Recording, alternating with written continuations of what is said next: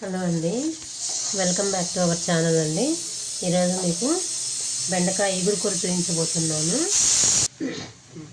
బెండకాయ ముక్కలు ఫస్ట్ ఇలా ఈ సైజులో కట్ చేసుకొని ఫస్ట్ తాలింపు వేసుకొని ఉల్లిపాయలు వేసుకోవాలండి.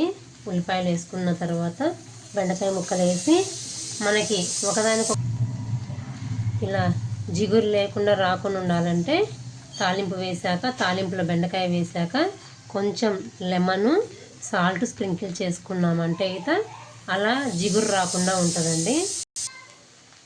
సో అలా జిగురు రాకుండా ఉండాలంటే అలా చేసామంటే జిగురు రాదండి.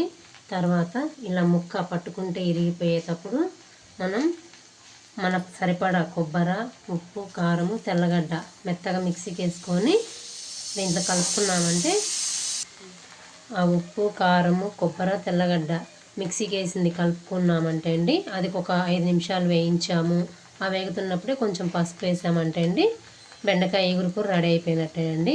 అంతే.